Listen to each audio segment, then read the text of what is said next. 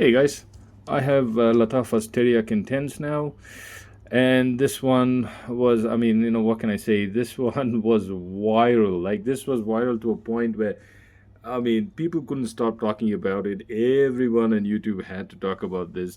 And this one's obviously a very heavy and a dense scent, which is why, right at the start, I managed to get like a partial bottle before, so because I wasn't too sure because it definitely sounded so dense. So I got a partial, which was like bottle with probably that much, maybe about 20-25 mils in it, something like that. That's all I used, in the last winter because it's a dense one. You just can't use too much of it when you're indoors. This is for me. If you're going to be indoors, this is like maybe a two sprayer to a maximum of three sprays. If you're outside, I would say four sprays of this, especially if you're on clothes. This is there the whole day. When I say whole day, I mean the freaking whole day. On clothes, this is easy 24 hours on clothes. I never really, I probably did, I used to do like maybe two sprays on skin and then two sprays on clothes. That's enough. Night out, whatever, it's there on clothes. Projects great, did all that great. But I did notice one thing.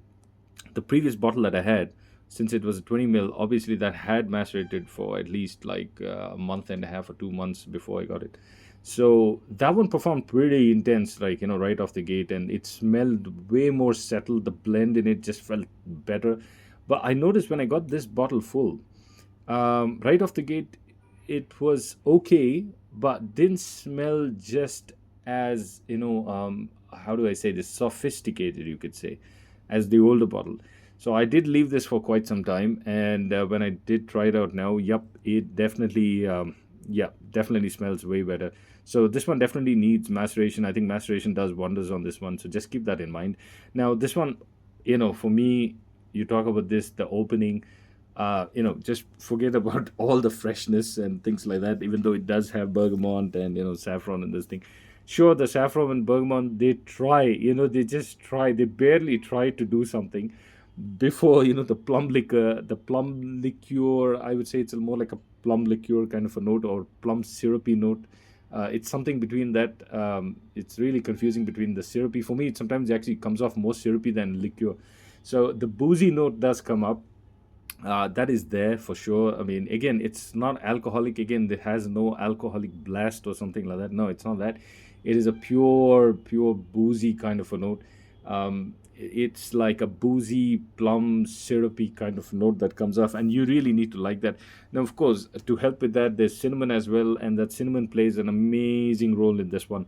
Just to help that scent profile, it's a beautiful, very cozy, intimate kind of a scent profile. I mean, at this price points, I'm just shocked sometimes at the kind of stuff these guys manage to put out. It doesn't happen all the time. Like for example, this one comes into the realm of this guy, which is Lattafa's Qaid Al Fursan Untamed. I just made a little video on this guy as well. You can check that one out. Now, this one does have the ambers and tonka and the benzoin. Now, again, if you see the base notes, again, when you start going up in oil concentrations, the base notes start playing a more significant role.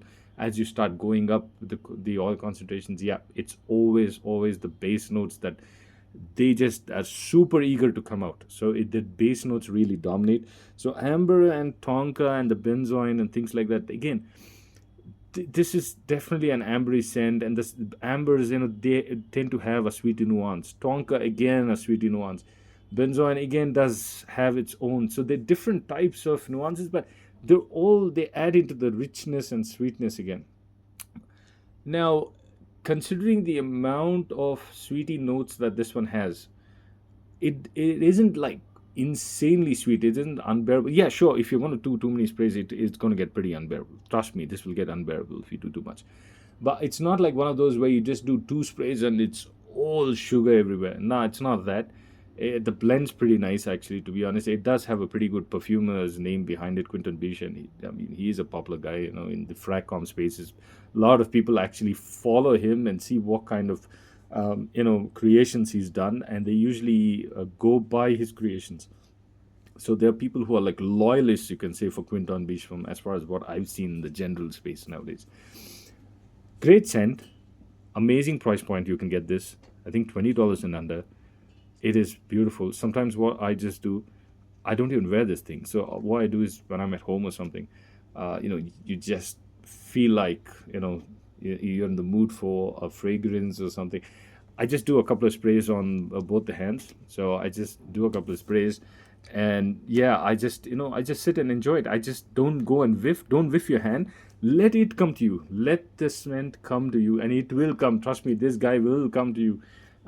He's in no mood to hide or something. It doesn't hide. This guy doesn't hide. He really wants to be out there. Now, yeah, the presentation might be a little over the top, but it's okay. I don't mind it. I mean, this one's pretty much just sitting in my fragrance cabinet, so it's okay. It helps me differentiate different bottles as well. It's I don't mind it. Some people might find it a little too tacky or something, but it is what it is. And let's have a look at the sprayer. Oh yeah, there we go. Great sprayer on that one. No complaints at all with the sprayers. Most of these Middle Eastern houses, they tend to put on good sprayers on their bottles. So yeah, again, see, I keep getting that. That plum liqueur and all almost feels like there is a coconut nuance in it, like a very little bit of a coconut nuance. I don't know why I get it. I just feel like I get it. But yeah, absolutely. You really feel that plum liqueur. It's like almost like a little oily kind of. Again, it's not bad. I'm not saying that it's bad. It's in a good way. A little oily kind of nuance in it, and it's almost like a coconut oil. Imagine you have a little bit of coconut oil tinge in that. It almost comes up like that. But fantastic performer. Again, price point. If this is your genre of scents that you do appreciate, I do like my heavy scents. Again, don't get me wrong. I love Argos and all those guys. I love the heavy scents. But again, just be careful. How many sprays you put on. You don't want people to get super annoyed or something like that. Again, unisex. I would say this one's unisex, right down the middle.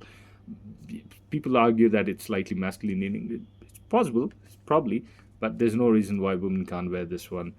Amazing scent for the price point. Again, I don't think this one actually clones anything, or if it does come, it might be similar to a few other things that you might smell. But yeah, as directly, I don't think this is really a clone of anything.